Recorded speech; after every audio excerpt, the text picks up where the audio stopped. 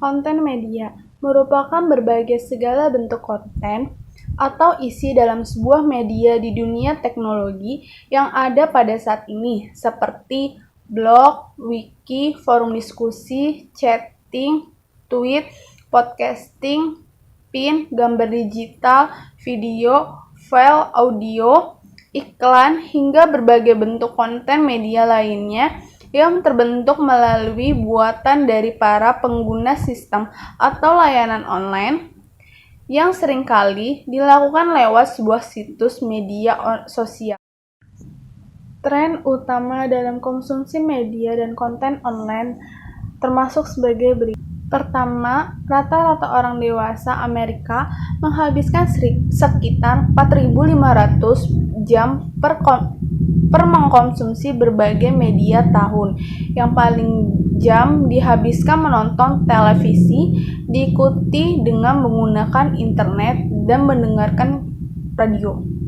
Yang kedua, meskipun beberapa penelitian menunjukkan bahwa waktu yang dihabiskan di internet mengurangi waktu konsumen tersedia untuk media lain, data terbaru menunjukkan gambaran yang lebih kompleks karena penggunaan internet multitask dan mengkonsumsi media yang lebih dari semua jenis dibandingkan penggunaan non-internet. Yang ketiga, dalam hal pendapatan, televisi menyumbang pendapatan sebesar 32%, diikuti oleh media cetak seperti buku, surat kabar, dan majalah sekitar 27%, dan kemudian internet 12%.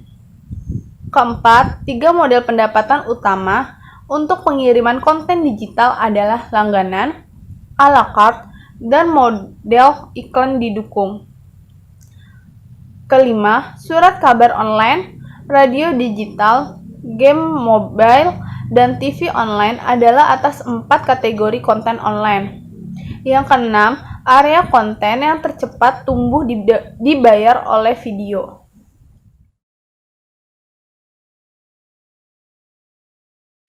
DRM merupakan akronim dari Digital Rights Management, yang dalam bahasa Indonesia berarti manajemen hak digital.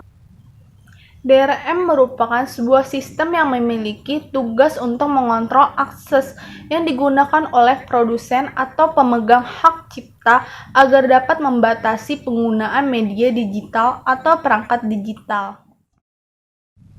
DRM digunakan untuk mengawasi penggunaan seluruh software. Tujuan DRM yang pertama, memberikan keamanan dalam pengiriman konten digital. Yang kedua, membuat konten digital yang terkirim dalam keadaan yang utuh, sebagaimana kondisi pada saat awal pengiriman, dan diterima hanya oleh orang yang berhak menerimanya. Yang ketiga, mencegah pencurian dan pembajakan pada suatu karya digital di internet.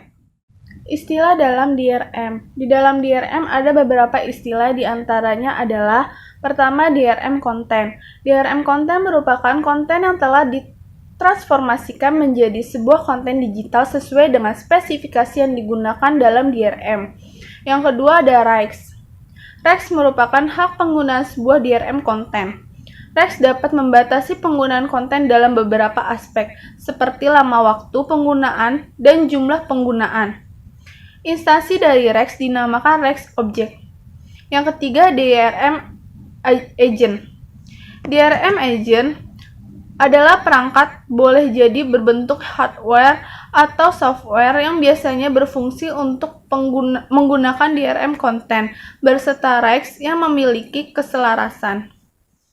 Spesifikasi DRM. Yang pertama, Microsoft DRM, yaitu DRM yang memiliki tugas menangani proteksi konten digital dengan format yang dikeluarkan Microsoft, seperti WMA atau Windows Media Audio. Yang kedua, OMA Strip DRM, atau Open Mobile Alliance Digital Rights Management, merupakan DRM yang dibuat khusus bagi penggunaan yang ingin memproteksi konten digital pada perangkat mobile. Yang ketiga, MediaSnap DRM adalah salah satu DRM yang memiliki fungsi untuk melindungi dokumen dengan format PDF. Yang keempat, Secret Seal DRM merupakan DRM yang digunakan untuk memproteksi perangkat lunakan arsip biner. Secara istilah, konvergensi mengandung arti perpaduan antara entitas yang ada di dalam dan di luar. Konvergensi menurut KBBI adalah keadaan menuju satu titik pertemuan. Jadi yang ada di luar dan di dalam tuh menuju ke suatu pertemuan, itu namanya konvergensi. Nah, yang ini konvergensi media adalah istilah tapi sebenarnya kurang jelas. Konvergensi media didefinisikan sebagai penggabungan media massa dengan teknologi digital yang muncul. Istilah yang tidak diterapkan yaitu konten dan strategi industri secara keseluruhan. Jadi intinya tuh konvergensi media tuh penggabungan antara media massa dengan teknologi digital yang ada di dunia saat ini. Konvergensi teknologi yaitu merupakan pandangan jika dipandang dari perspektif konvergensi yang lain. Jadi konvergensi teknologi merupakan hubungan pengembangan perangkat hybrid yang menggabungkan fungsi di antara dua platform media. Jadi konvergensi teknologi merupakan penggabungan antara dua platform dengan teknologi hybrid akan menjadikan ini sebagai konvergensi teknologi. Yang termasuk konvergensi teknologi yaitu radio, TV, game. Nah, contoh nyatanya tuh Android, kalau nggak iPad. Konvergensi konten merupakan dimensi kedua dari konvergensi. Dalam konvergensi konten terdapat 3 aspek, adalah desain, produksi, distribusi. Ada sejarah bahwa teknologi media yang tua bermigrasi dengan sedikit perubahan artistik. Jadi dalam konsep konvergensi, kalau konvergensi konten adalah gabungan antara 3 aspek, yaitu desain, produksi, sama distribusi ya. Nah, ini konvergensi struktur industri. Kalau dilihat dari perspektif konvergensi, ini termasuk dimensi ketiga dari konvergensi. Di bidang industri, konvergensi mengacu kepada penggabungan antara perusahaan media dengan kombinasi sinergis yang bisa mengarungi pasar konten agar bisa menguasai pasar dengan berbagai platform agar mereka dapat memacu industri mereka agar bisa lebih baik lagi. Itu termasuk konvergensi struktur industri yang bisa mempengaruhi dan menggabungkan perusahaan media agar bisa mengarungi pasar konten yang ada di dunia. Nah, ini merupakan faktor yang mempengaruhi surat kabar online, yaitu ukuran penonton dan pertumbuhan. Jadi ukuran penonton dan pertumbuhan itu sangat mempengaruhi surat kabar online. Surat kabar online dapat dipengaruhi oleh beberapa penonton agar pertumbuhan ekonomi menjadi stabil dengan mengandalkan model pendapatan pelanggan. Jadi mereka dapat pemasukan dari model pendapatan pelanggan. Nah, yang kedua, model pendapatan dan hasil. Ukuran penonton sangat berpengaruh meskipun industri surat kabar secara keseluruhan membaca online. Surat kabar berkembang lebih dari 10% per tahun. Jadi modal pendapatan dan hasil sangat mempengaruhi industri surat kabar online. Dan peningkatan pembaca online sudah mencapai 10% dalam jangka waktu per tahun. Ini merupakan kabar baik buat industri surat kabar online.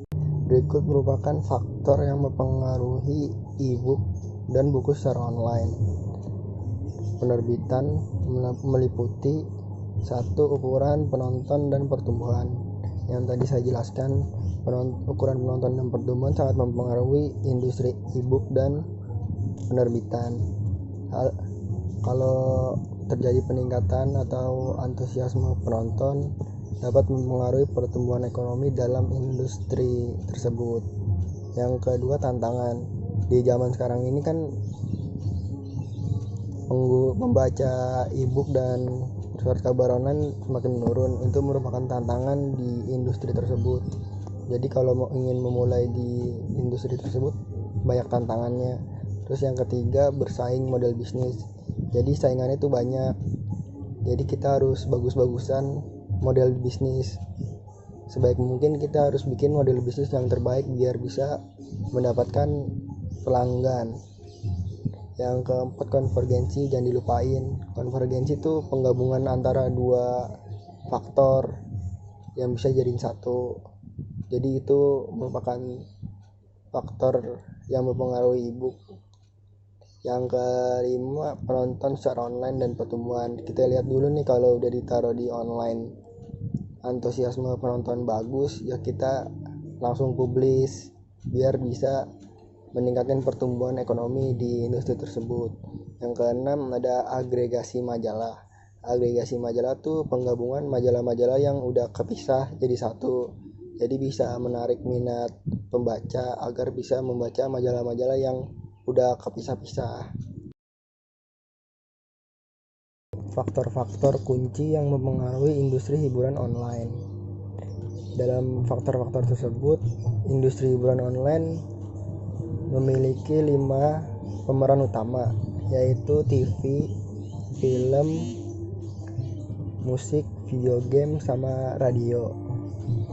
Nah, dalam segmen hiburan tersebut terdapat perubahan besar karena perkembangan zaman saat ini kan lagi marak-maraknya smartphone. Jadi industri tersebut lagi berkembang besar. Dengan adanya internet dan smartphone, konsumen membayar konten yang bagus demi mendapat hiburan secara online. Jadi hiburan online tuh mudah didapetin jika kita membayar konten tersebut. Jadi kita menghargai pembuatnya gitu. Jadi lebih dihargai pembuat konten tersebut.